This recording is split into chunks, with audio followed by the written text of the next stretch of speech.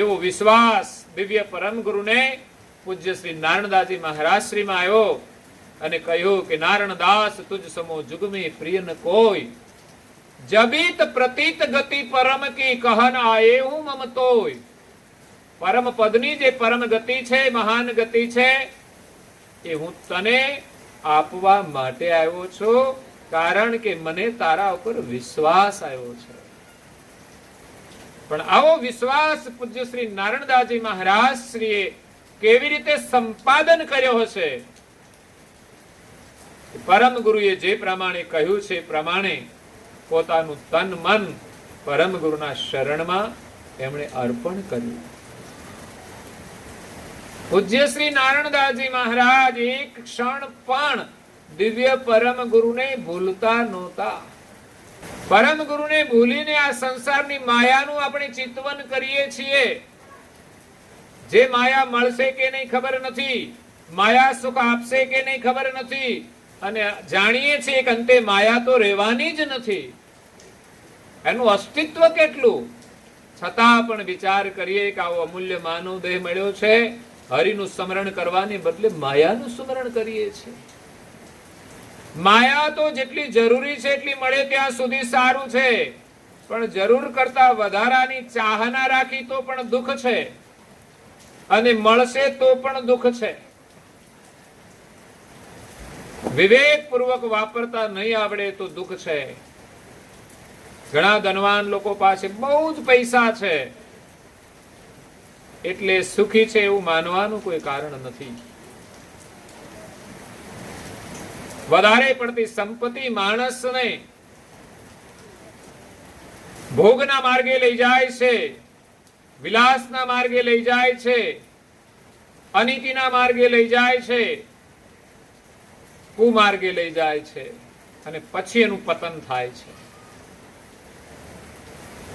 પછી તો આ જીવાત્મા જન્મોના જન્મ સુધી દુખીનો દુખી થતો રહે છે.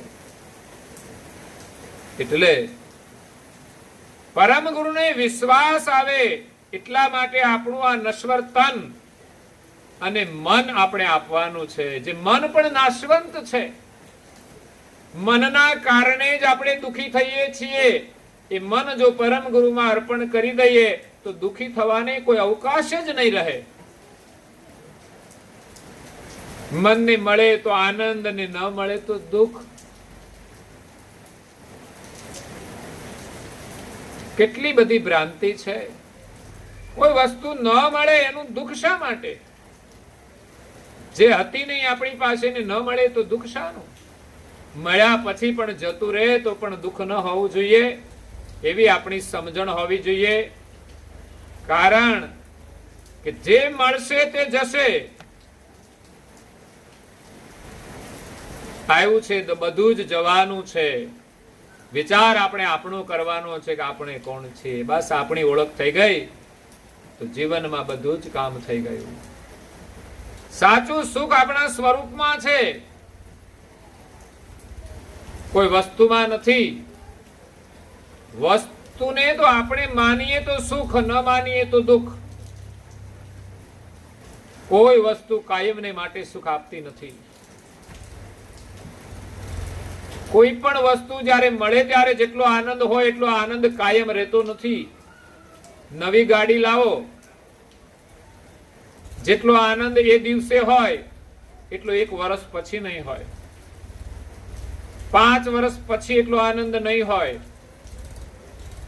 10 વર્ષ પછી આપણને એટલો આનંદ નહીં આપે. પછી તો એમ થાય છે કે હવે આને વેચી દેવી છે. ત્યારે વેચવામાં આનંદ આવશે કે જલ્દી વેચાઈ જાય તો સારું. લગ્નના દિવસે જેટલો આનંદ હશે એટલો 5 વર્ષ પછી નહીં હોય, 10 વર્ષ પછી નહીં હોય, 20 વર્ષ પછી નહીં હોય. ઘણા ને તો ટૂંકા સમયની અંદર બધું અદ્રશ્ય થઈ જાય છે. અત્યારનું મનુષ્યનું જીવન એવા પ્રકારનું છે.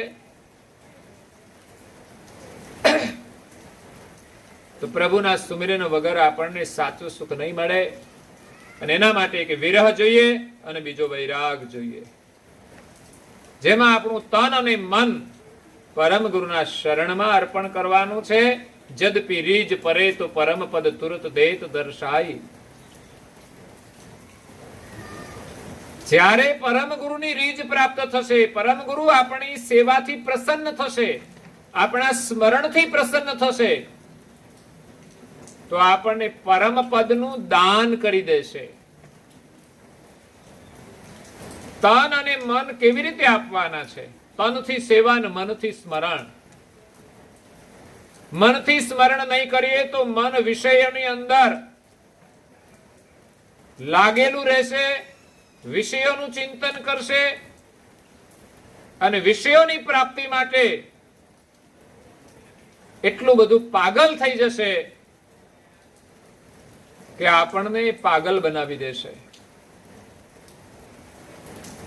એટલે મનથી સાવધાન રહેવાનું છે કે મન સંસારના વિષય ભોગ જે માગે તે બધા જ આપવાના નથી, કે બધી ઈચ્છા રાખવાની નથી. મોટા ભાગે બીજાને ત્યાં સાધનો જોઈને આપણા મનમાં ઈચ્છા થઈ જાય છે કે આપણે લાવવું છે, પણ દેખા દેખી ઈચ્છાઓ કરવાથી આપણે સુખી થતા નથી. પડોશીની ક્ષમતા હોય એ પ્રમાણે એ કામ કરે, આપણી ક્ષમતા પ્રમાણે આપણે કામ કરવું જોઈએ. અત્યારે લોકો લગ્ન કરે તો પણ એવું જ હોય છે કે પૈસા હોય કે ના હોય, દેવું કરીને પણ ધામધૂમથી લગ્ન કરો. એવા મોટા બેન્ડ વગાડો કે ભાઈ એ પણ બેન્ડ થઈ જાય, પછી બેન્ડ વળી જાય. અત્યારે સરકારના નિયમ છે કે તમે આટલા લોકો જ ભેગા થઈને પ્રસંગ પતાવો, પણ લોકોને સંતોષ નથી થતો. છતાંય સગા સંબંધીઓ આવે આગળ પાછળ, જમાડી પણ દે, પણ બેન્ડ ન વગાડે તો ના ચાલે. ચાલે પણ છતાંય લોકો રહી શકતા નથી. બેન્ડ પાછળ વ્યર્થનો ખર્ચ અને પછી કોકના પૈસા આપવાના હોય તો વાયદા કરવાના, તો પછી વધારાનો ખર્ચ ન કર્યો હોત તો કેટલો લાભ થાત. એટલે થોડું સમજીને કામ આપણે કરવું જોઈએ. તો પરમ ગુરુને પ્રસન્ન કરવા માટે આપણા તન અને મનથી પરમ ગુરુની સેવા અને એનું સ્મરણ કરીએ. સર્જનહારના સ્મરણ માત્રથી આપણને પરમ શાંતિ મળે છે. સર્જનહારનું નામ માત્ર 3 અક્ષરનું છે, કૈવલ. પણ એનો મહિમા સમજવા માટે આપણે 18 ધર્મગ્રંથોનો અભ્યાસ કરવો પડે. કૈવલ અક્ષરોનું સ્મરણ નથી કરવાનું, પણ કૈવલનો મહિમા સમજીને સર્જનહારનું સ્મરણ કરવાનું છે. કોઈ શબ્દોનું સ્મરણ નિરંતર નહીં કરી શકે, પરંતુ જ્યારે કૈવલનો મહિમા જાણશે, કૈવલનો મહિમા સમજશે, ત્યારે અંતરથી નિરંતર કૈવલનું સ્મરણ થશે. એક ભજનની અંદર જોઈતારામ પંચાલ, જેમણે પ્રેમી રામના સંબોધનથી ભજનો બનાવ્યા છે, પોતાની ઓળખ એક પરમ ગુરુના પ્રેમી તરીકે કરી છે. પોતાનું નામ એ તો શરીરનું નામ છે, પણ પોતાની ઓળખ એટલે એક પ્રેમી, પરમ ગુરુના પ્રેમી તરીકેની ઓળખ આપી છે. અને આપણે બધાએ પરમ ગુરુના પ્રેમી બનવાનું છે. હે મેરી રસનાએ કૈવલ રટાઈ રહે,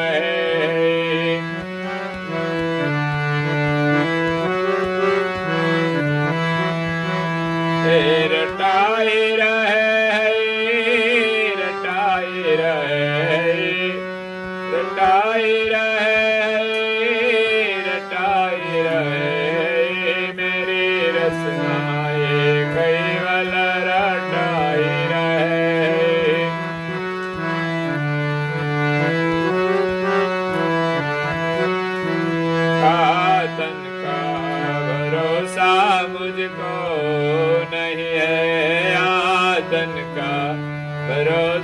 मुझको नहीं है, सभी काल ज्वाला में जलाई रहे।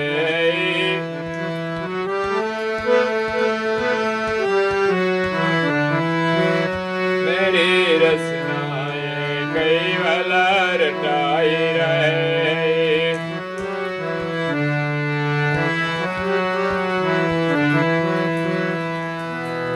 प्रेमी राम ने આ કાયા ઉપર ભરોસો નથી કે આ તન કા ભરોસા મુझको नहीं है, सभी काल ज्वाला में जलाई रहे हैं। સંસારમાં જ્ઞાન દ્રષ્ટિએ જુએ છે તો બધાના શરીર નષ્ટ થાય છે અને કાલની જ્વાળામાં બધા ખતમ થઈ જાય છે। શરીર છોડીને અંશ જાય છે, પછી સ્મશાનમાં તો અગ્નિ સંસ્કાર થાય છે, પણ દિવસે દિવસે બધાના જે આયુષ્ય છે ને એ કાળમાં ખપી જાય છે। આપણી સામે જોઈએ તો બધાના દિવસ એક એક ઓછા થાય છે ને મૃત્યુ તરફ આપણે ચાલી રહ્યા છીએ। આ તન કા ભરોસા મુझको नहीं है, सभी काल ज्वाला में जलाई रहे हैं। બધા જ કાળની જ્વાળામાં બળી રહ્યા છે। मेरी रचनाएं कैवल रटाई रहे हैं। આપણી જે જીવા છે એના દ્વારા નિરંતર પ્રેમી રામ કહે છે કે મારી જીવાથી નિરંતર કૈવલનું સ્મરણ થાય છે અને આપણને સૌને સંદેશ આપે છે કે તમે બધા તમારી જીવાથી પ્રગટ જાપનું સ્મરણ કરીને તમારા જીવનને ધન્ય બનાવો। જરૂરી વાતચીત કરો, સિવાય બોલવાની ઈચ્છા થાય તો 10 મિનિટ 15 મિનિટ તમે મસ્તીમાં ધૂન કરી લો, કારણ કે આપણને મૌન રહેવું ગમે નહીં તો બોલવું જ હોય તો હરિનામનું સંકીર્તન કરીને મનને શાંત કરી લો। 10 મિનિટ 15 મિનિટ તમે સંકીર્તન કરશો એટલે તમારું મન એટલું શાંત થઈ જશે કે પછી કંઈ જ બોલવાની ઈચ્છા નહીં થાય। કોઈ આવીને તમને બોલાવશે તો તમે જરૂર પૂરતો જ ઉત્તર આપશો, નહીં તો ઘણીવાર લોકો મૌન બેઠા હોય અને કોઈ આવીને બોલાવે તો જરૂર કરતા 10 ગણું બોલી નાખે। ઘરમાં સાસુ અને વહુ હોય, વહુએ કંઈક કહ્યું હોય તો સાસુમાનું ટેપ રેકોર્ડર ચાલુ થાય તો જવાબ બે શબ્દોમાં આપવાનો હોય, એની જગ્યાએ લાંબો જવાબ થઈ જાય। ક્યારેક સાસુમાં કંઈક કહે અને પુત્ર વધુ લાંબુ લાંબુ લેક્ચર આપી દે। ઘરમાં આવા દરેક સંબંધોમાં થતું હોય છે। જરૂર કરતા આપણે ઘણું વધારાનું બોલતા હોઈએ છીએ, જે આપણા પરિવારની અંદર અશાંતિ ઊભી કરે છે। અભ્યાસ કરજો તમે, એટલે આપણી જીવાથી કૈવલનું સુમિરન થાય એવી આપણી ભાવના બની જાય કે આપણે કૈવલના નિરંતર ગુણગાન ગાયા કરીએ।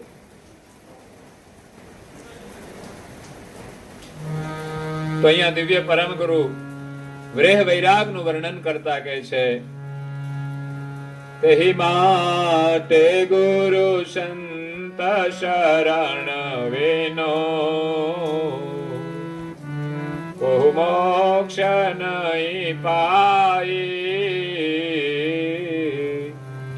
આદ્યંત મધ્ય ગમ ગત કો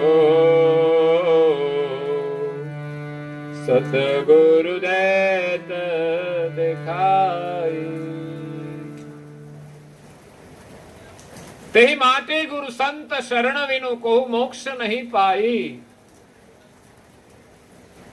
દિવ્ય પરમ ગુરુજી કહે છે કે મોક્ષ પ્રાપ્ત કરવા માટે કોઈ સંતોના સાનિધ્યની જરૂર છે અને કોઈ સમર્થ ગુરુની જરૂર છે।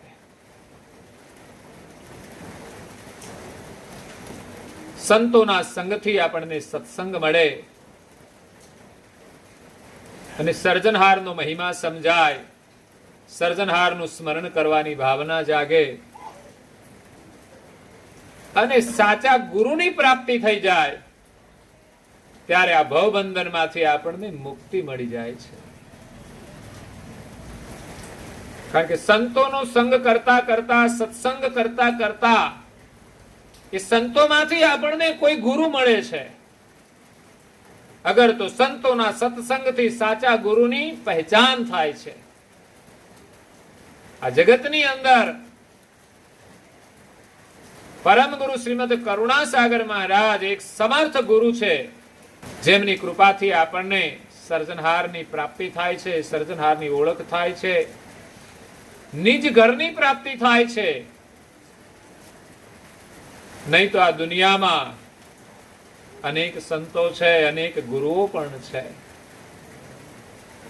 પણ સાચા સંતોની ઓળખ કરવા માટે, સાચા સંતોની પ્રાપ્તિ થવી એ પણ દુર્લભ છે. કે જે આપણને સત્યનો માર્ગ બતાવે, નિસ્વાર્થ ભાવથી આપણને સત્સંગનો પ્રસાદ આપે, જેમાં એનો કોઈ સ્વાર્થ ન હોય, નિષ્કામ ભાવથી આપણને સદમાર્ગ બતાવે. નહીં તો દુનિયામાં છેતરનારા લોકો હોય છે. જેમ રાવણે સાધુના વેશનો દુરુપયોગ કરીને સીતાનું હરણ કર્યું, એમાં દુનિયામાં કઈ સાધુ એવા પણ હોય છે કે જે દુનિયાના લોકોનું હરણ કરતા હોય છે, લોકોના ધનનું હરણ કરતા હોય છે, પ્રપંચ કરતા હોય છે. રાજાશાહીની અંદર એક રાજા બહુ સેવાભાવી હતો. ક્ષત્રિય રાજા, દરબાર. એના રાજ્યની અંદર જે કોઈ સાધુ સંત આવે, કશું પૂછવા નહીં, ક્યાંથી આવો છો, શું કરો છો, બસ ભગવા વસ્ત્ર પહેર્યા હોય એટલે એમની સેવા કરે, એનો આદર સત્કાર કરે, એના માટે સરસ ભોજન પ્રસાદ બનાવે, આગ્રહ કરીને એને રાજમાં રોકે અને જાય ત્યારે એને ભેટ દક્ષિણા આપે. એટલે જેમ જેમ લોકોને સંદેશ મળે એમ બધા લોકો એમને ત્યાં આવવા લાગ્યા. ખબર પડે કે આ રાજા ઉદાર દિલ છે. એટલે પછી તો સાચા સંતો કોઈ સ્વાર્થ ભાવથી નથી આવતા કે અહીં જઈશું તો આપણને સન્માન મળશે, સારું ખાવાનું મળશે, સારી ભેટ પૂજા મળશે. સાચા સંતો વિચરણ કરતા હોય છે પરમાર્થે. કદાચ રાજા પાસે આવે તો એ રાજાને બોધ આપવા માટે આવે, રાજાનું કલ્યાણ કરવા માટે આવે. પણ વિશેષ લોકો આવવા માંડ્યા. એમાં એક વ્યક્તિને ખબર પડી કે આ રાજા તો બધાની સેવા કરે છે, એટલે એ તો થોડા દિવસ હિમાલય બાજુ જતો રહ્યો. એકાદ વર્ષ થયું,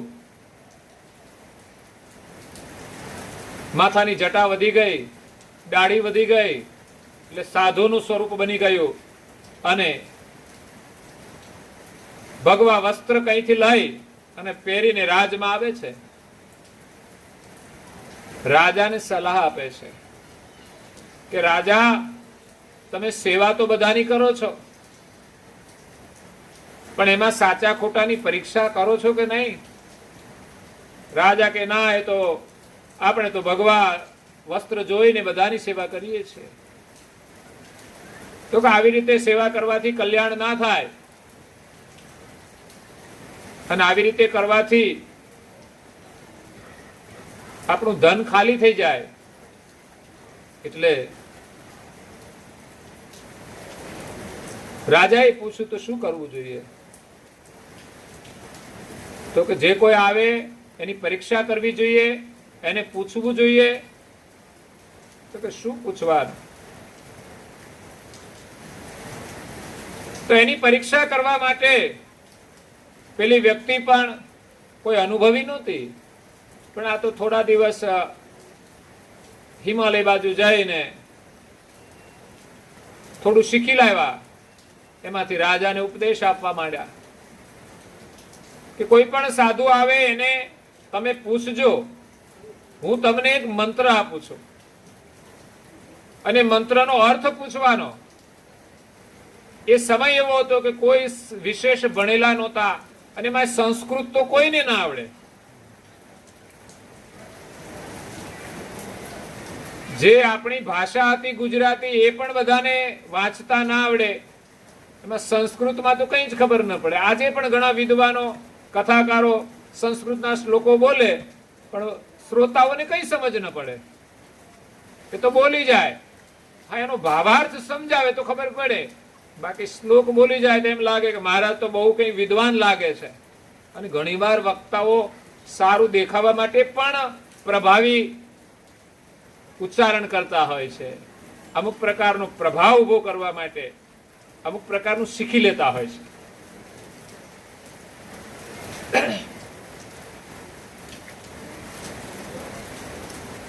રાજાએ પૂછ્યું કે તમે ક્યાંથી આવો? તો હું તો હિમાલયમાંથી આવું છું.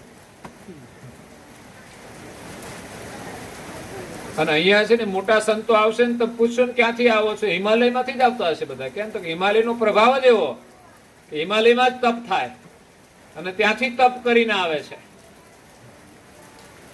તો અહીંયા હિમાલયમાંથી આવેલા મહારાજે કહ્યું કે હું તમને મંત્ર આપું છું, પણ હા એક શરત છે, કોઈને કહેવાનું નહીં. એનો અર્થ તમારે પૂછવાનો, તમારે કોઈને અર્થ બતાવવાનો નહીં. તમારે પૂછવાનો, સાચો હોય તો સેવા કરવાની, નહીં તો નહીં કરવાની. તો કે મંત્ર શું છે? પણ તમે કોઈને કહેતા નહીં. તો કે ના કહો, પણ કહી દો તો હજુ વિશ્વાસ નથી આવતો. તો કે વચન આપું છું, હું તો ક્ષત્રિય છું. છેવટે હિમાલયના મહાત્માને વિશ્વાસ આવ્યો અને કહ્યું કે હું મંત્ર આપું, જો કોઈને કહેતા નહીં. પાછું વારંવાર એ જ, નહીં તો ઉપાધિ થઈ જશે.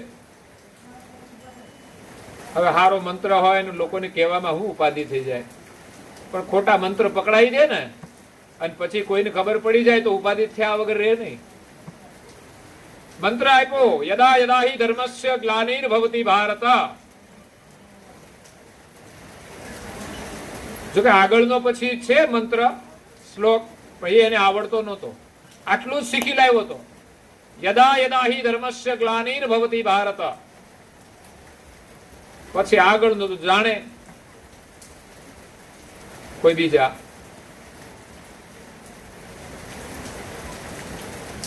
આનો અર્થ શું થાય? આનો અર્થ થાય છે પકોડા. આવું ઊંધું પકડાઈ દીધું, આને પકોડા પકડાઈ દીધા. શ્લોક કઈ અને લખી દીધો અને કે આનો અર્થ આ થાય છે, પણ તમે કોઈને ના કહેતા કે પકોડા થાય છે. તમે પૂછજો કોઈને, અને જો આ અર્થ થતો હોય તો માનવાનું સાચો, નહીં તો ખોટો. હવે આમાં કોઈનો સાચો આવે ખરો? સાચા આવે એનોય સાચો ના આવે, કારણ કે અહીંયા જ ખોટો પકડાઈ દીધો છે. આ દુનિયામાં કેટલાય લોકોએ ખોટા મંત્રો પકડાઈને લોકોને ધંધે લગાડી દીધા હોય છે. રાજાને તો વિશ્વાસ આવ્યો, કઈ વાંધો નહીં. જે સાધુ સંતો આવે એને પેલો જ આ શ્લોક બોલે, યદા યદા હિ ધર્મસ્ય ગ્લાનિર્ભવતિ ભારત. બોલો આનો અર્થ શું થાય છે? હવે આના જવાબ સાથે તો મેળ જ ના પડે. મોટા ભાગનાને તો આવડતો પણ ના હોય, અને જેને આવડતો હોય એનું મેચિંગ ના થાય. એટલે રાજા કે જો આ મંત્રનો અર્થ આવડશે તો હું સેવા કરી, નહીં તો નહીં થાય. અને નહીં તો થાય પણ હું તમને જેલમાં પૂરીશ. તમે શું સાધુનો વેશ ધારણ કરીને ફરો છો? એક મંત્રનો અર્થ તો આવડતો નથી. એટલે રાજાએ જે સાધુ આવે એને પકડી પકડીને જેલમાં પૂરવાનું શરૂ કર્યું.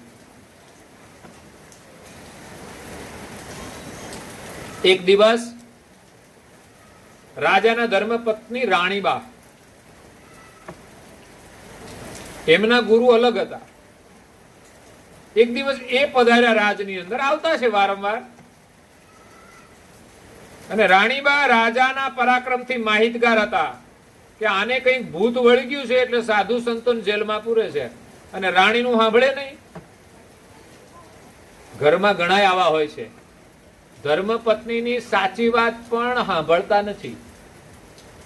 એમ કે તમે આ મસાલા છોડી દો, એને સાંભળાય, તમે જોજો, સાંભળે જ નહીં ને. ઘણી સાચી વાતો બહેનોની ભાઈઓ સાંભળતા નથી. રાત્રે મોડા આવે, રખડતા રખડતા પૂછાય ને ક્યાં ગયા હતા, કેમ? જવાબ આપો ને ભાઈ, જ્યાં ગયા હોય ત્યાં. કઈ વાંધો છે? પણ નથી અપાતું. એટલે અહીંયા રાજા જેલમાં બધાને પૂરે છે. રાણીબા પૂછે કે શા માટે? તો તને ખબર ના પડે. તો કે હું મંત્ર જે મને ગુરુએ આપ્યો છે, હિમાલયમાંથી આવેલા હતા, એમણે મને મંત્ર આપ્યો છે, અને એનો અર્થ ના આવડે તો એને જેલમાં પૂરી દો.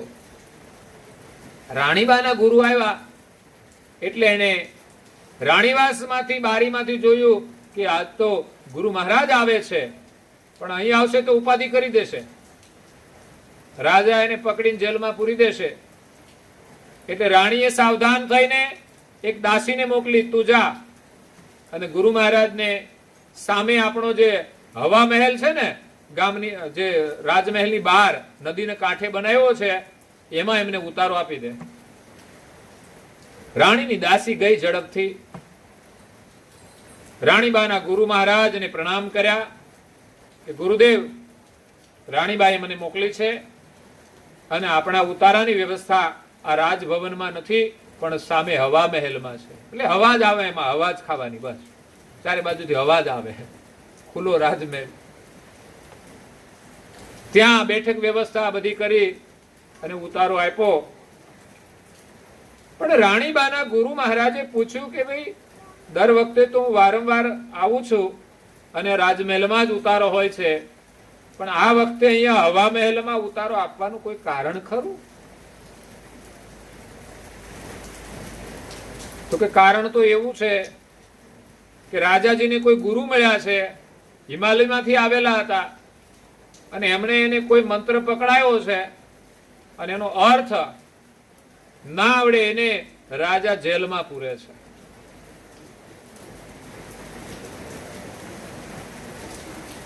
એટલે રાણીબાના ગુરુ મહારાજ કહે છે કે રાજાનો મંત્ર જાણી લાવશો. રાણીબાના જે દાસી હતી એ ગુરુ મહારાજના સમાચાર લઈને રાણીબા પાસે આવે છે કે ગુરુ મહારાજે કહ્યું છે કે આ રાજાનો જે મંત્ર છે અને એનો અર્થ જાણી લાવવાનું કહ્યું છે. એટલે રાણીબાઈએ વિચાર્યું કે ચાલો આજે કંઈક પ્રયોગ કરીએ. મહારાજા દરબારમાંથી જ્યારે રાજભવનની અંદર આવ્યા, ભોજન ખંડની અંદર આવ્યા, ત્યારે રાણીબાઈએ એમનું નાટક શરૂ કર્યું. પોતાનું મોં ચડાવી દીધું, બોલવાનું બંધ, અને ભોજન કોઈ તૈયાર નહીં. રાજાએ આવીને પૂછ્યું કે જમવાનું? તો કે કશું તૈયાર નથી. એમનો ચહેરો જોઈને રાજા સમજી ગયા કે આજે કઈ મુશ્કેલી લાગે છે. પણ શું વાત છે? તો કે તમે ભેદ રાખો છો. આપણે બંને પતિ પત્ની છીએ. રાણીબા કે છે હું તમારી અર્ધાંગીની કહેવાય, તમારું અર્ધું અંગ કહેવાય, એટલે મારી સાથે તમારે કોઈ ભેદ રાખવો જોઈએ નહીં. તો કે શું ભેદ રાખ્યો? તો કે તમે જે મંત્ર બધાને પૂછો છો એનો અર્થ શું થાય એ મને તો કહો તમે. તો કે એ તો કોઈને ના કહેવાય. હિમાલયમાંથી આવેલા ગુરુ મહારાજે ના પાડી છે કે આ મંત્રનો અર્થ તમારે કોઈને નહીં કહેવાનો, નહીં તો ઉપાધિ થશે. પણ હું તો તમારી અર્ધાંગીની છું, મને તો કહેવાય ને. ના, તું કોઈને કહી દે. રાણીબા કહે છે કોઈને ન કહું. જેમ તેમ કરીને રાણીબાઈએ વિશ્વાસમાં લઈ અને રાજા પાસેથી એ મંત્રનો અર્થ જાણી લીધો કે યદા યદા હિ ધર્મસ્ય ગ્લાનિર ભવતી ભારત. એ શ્લોક તો બધાને કહે છે, પણ અર્થની ખબર નથી. તો કે આનો અર્થ શું થાય? તો રાજા કે આનો અર્થ થાય પકોડા. રાણીબાઈ અર્થ જાણી અને એના ગુરુ મહારાજને કહ્યું કે આ મહારાજાને કોઈએ પકોડા પકડાઈ દીધા છે, તમે કૃપા કરીને છોડાવો. એટલે ગુરુ મહારાજે જાણ્યું કે બસ વાત આમ છે. એને લઈને બધા સાધુને જેલમાં પૂરે છે રાજા. એટલે બીજા દિવસે સવારે રાજસભાની અંદર જ્યારે રાણીબાના ગુરુ મહારાજ આવ્યા ત્યારે રાજાએ એમનું સ્વાગત કર્યું, એમના માટે આસન આપ્યું. પછી રાજા સાહેબ સિંહાસન પર બેસીને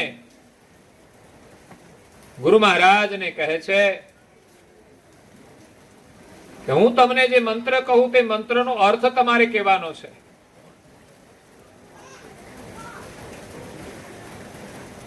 ગુરુ મહારાજ કહે છે કઈ વાંધો નહીં. એટલે રાજાએ મંત્ર કહ્યો, યદા યદા હિ ધર્મસ્ય ગ્લાનિર્ભવતિ ભારત. ગુરુ મહારાજને તો અગાઉથી ખબર હતી કે આનો આ મંત્ર છે અને એનો અર્થ પકોડા છે, પણ એને કહ્યું નહીં, કારણ કે એને તો ખોટા પકોડા પકડાવ્યા છે. વાસ્તવિક અર્થ તો જુદો છે. અને આ ગુરુ મહારાજ તો સંસ્કૃતના અભ્યાસી હતા કે આ ગીતાના શ્લોકનો અર્થ શું થાય એને ખબર હતી. જો એ સાચો અર્થ કરશે તો રાજા માનશે નહીં. એટલે ગુરુ મહારાજે કહ્યું કે આ શ્લોકનો અર્થ હું ચોક્કસ તમને કહું, પણ થોડો સમય આપવો પડશે. કઈ વાંધો નહીં, સમય આપીએ. કેટલો સમય જોશે? તો 6 મહિના લાગશે. 6 મહિના કે? હા કે 6 મહિના લાગે. એના માટે અભ્યાસ કરવો પડે. તો રાજાએ કહ્યું કઈ વાંધો નહીં, 6 મહિના, પણ એક શરત છે, 6 મહિના સુધી તમારે મારા આશ્રમમાં રહેવું પડશે અને તમારે સંસ્કૃતનો અભ્યાસ કરવો પડશે. તો હું તમને આ મંત્રનો અર્થ સમજાવીશ. રાજાને 6 મહિના સુધી સંસ્કૃતનો અભ્યાસ કરાવ્યો ત્યારે ખબર પડી કે આ સંસ્કૃત ભાષા છે અને આ સંસ્કૃત શબ્દના અર્થ શું થાય. 6 મહિના અભ્યાસ કર્યા પછી પેલા મંત્રના અર્થની પણ ખબર પડી કે યદા યદા હિ ધર્મસ્ય ગ્લાનિર્ભવતિ ભારત અભ્યુત્થાનમ અધર્મસ્ય સંભવામિ યુગે યુગે. જ્યારે જ્યારે જગતની અંદર ધર્મનો ક્ષય થાય ત્યારે યુગે યુગે ધર્મનું સ્થાપન કરવા માટે ઈશ્વરનો અવતાર થાય છે. એની રાજાને ખબર પડી ત્યારે ખબર પડી કે આ તો મને કોઈ પકોડા પકડાવ્યા છે. આ દુનિયામાં બહુ લોકોને પકોડા પકડાવી દેતા હોય છે, સાચી વસ્તુથી અજાણ હોય છે અને લોકોના ધનનું હરણ કરતા હોય છે. પરમ ગુરુ આપણને સાચો માર્ગ બતાવવા માટે આવ્યા છે. એવા કોઈ સમર્થ સંત કે ગુરુની કૃપા વિના કોઈનો મોક્ષ થતો નથી. જે આદ્ય અંત મધ્ય કી ગમગત કો સદગુરુ દેત દેખાઈ. સાચા સંતો કે સદગુરુ મળે તો આ જગતનો આદ્ય સર્જનહાર કોણ છે, આ જગતનો મધ્ય અને જગતનો અંત, આ જગતની રચના કોણે કરી અને અંતે આ જગતમાં કોણ રહે છે એ સર્જનહારની જે ઓળખ કરાવે એવા સાચા સંતોના સાનિધ્ય વગર કે એમની કૃપા વિના કોઈ જીવનો મોક્ષ થતો નથી. પરમ ગુરુ અહીંયા જગતની અંદર જગત કર્તાનો સંદેશ લઈને આવ્યા છે કે આ જગતના કર્તા કોણ છે, જગત કર્તાએ આ સૃષ્ટિનું સર્જન કેવી રીતે કર્યું છે અને જગતની રચનાનું સંપૂર્ણ જ્ઞાન આપીને દિવ્ય પરમ ગુરુ સર્જનહારનું સ્થાપન કરે છે કે આ જગતની અંદર એક જ સર્જનહાર છે. અનેક માન્યતાઓ છે, એમાં તો ઘણા લોકોએ પોતાની ખબર નથી અને પકોડા પકડાવ્યા છે, પણ સાચા સર્જનહાર કોણ છે એની ઓળખ દિવ્ય પરમ ગુરુ પોતાના સ્વ અનુભવથી આ જગતની અંદર કરાવે છે. એટલું જ નહીં, જે કોઈ એ સર્જનહારનું સ્મરણ કરે એ અંશની એકતા પણ દિવ્ય પરમ ગુરુ સર્જનહાર સાથે કરાવી આપે છે. ત્યારે આ જીવનો મોક્ષ થાય છે. તો આ સાથે સદગત આત્મા અંબાબાની પાવન સ્મૃતિમાં એમના દીકરાઓ બિપિનભાઈ અને રાજેશભાઈ ના સપરિવારજનોની હાર્દિક ભાવનાથી એમના પૂજ્ય માતૃશ્રીની શ્રદ્ધાંજલિ અર્થે આજના દિવ્ય સત્સંગનું આયોજન કર્યું છે. સાથે સાથે મેઘરાજાએ પણ મહેરબાની કરી છે. મેઘરાજાની સાથે સાથે આપણા જીવનમાં પરમ ગુરુના જ્ઞાનની પણ વર્ષા થઈ. પરમ ગુરુના આશીર્વાદ આપણને મળ્યા. આપણે બધા જ આ સત્સંગના ફલ સ્વરૂપે પરમ ગુરુના શરણમાં પ્રાર્થના કરી અને સદગત આત્માને શ્રદ્ધાંજલિ અર્પણ કરીએ કે સદગત આત્માને આપના શરણમાં અખંડ નિવાસ મળે, પરમ શાંતિ મળે અને પરિવારજનોને સહાનુભૂતિ પ્રાપ્ત થાય, પુનઃ માનવનું જીવન મળે અને આપનું શરણ પ્રાપ્ત થાય. આપની ભક્તિ કરીને અંતે એને પરમ મોક્ષની પ્રાપ્તિ થાય એવી પરમ ગુરુના શરણમાં પ્રાર્થના રૂપ શ્રદ્ધાંજલિ સાથે આપ સૌને પરમ ગુરુના આશીર્વાદથી આપ સૌ સુખી રહો, આપનું પણ કલ્યાણ થાય અને વિશેષ વર્તમાન સમયની અંદર એક મહામારી ચાલી રહી છે. જો કે વધુ ભય લોકોને નથી રહ્યો, છતાં સાવધાની જરૂરી છે.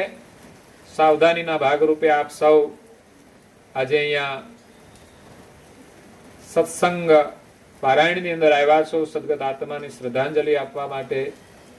ત્યારે બહુ લોકોએ માસ્ક પણ પહેર્યા છે. એક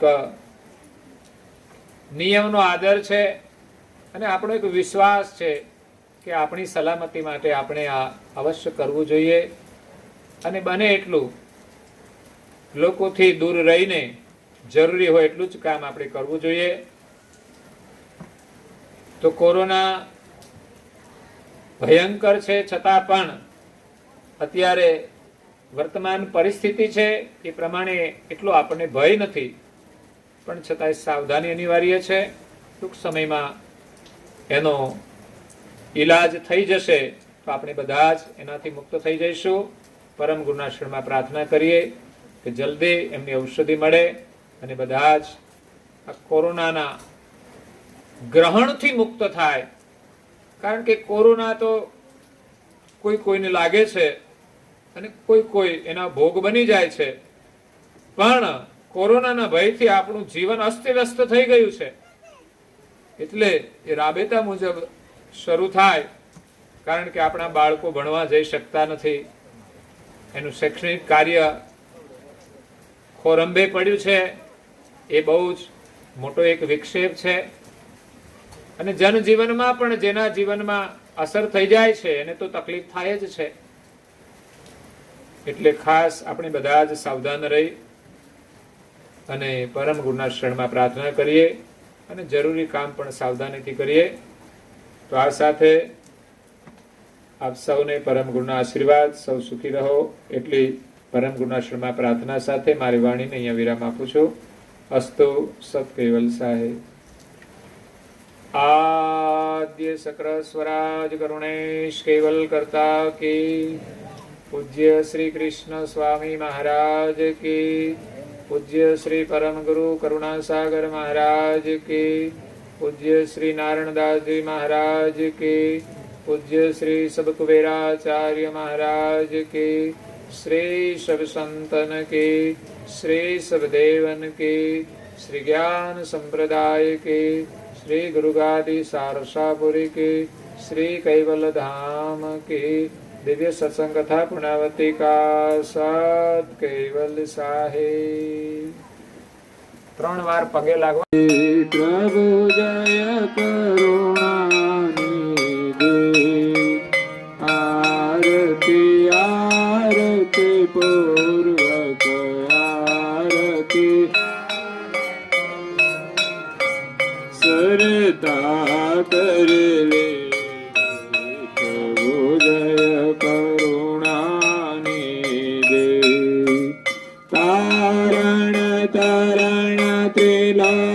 तन छबे अनुपम प्रभु छबे अनुपम प्यारे निक जनों ने अरबे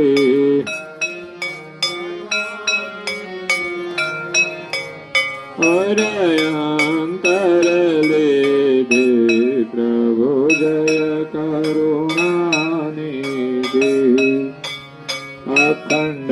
अखंडयनादि पदने जान सही दीदी प्रभु जान सही दीदी संशय सगळा निवारे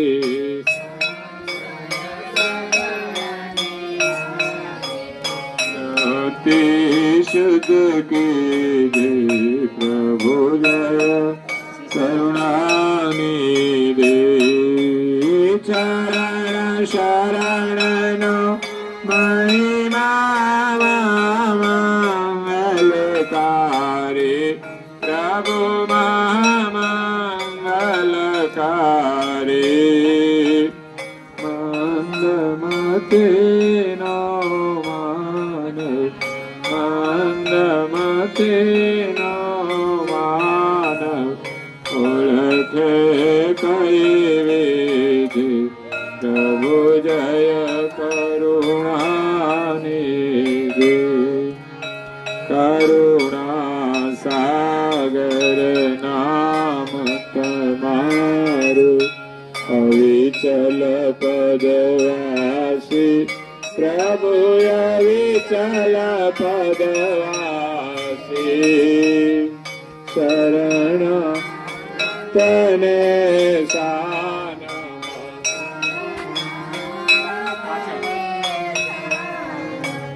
सीढ़ी बतावी से प्रभु जय करुणा निधि जय करुणा निधि प्रभु जय करुणा निधि आरती आरत पूर्वक आरती आरत पूर्वक कृपा कर लीजिए प्रभु जय करुणा निधि प्रभु जय करुणा निधि प्रभु जय करुणा निधि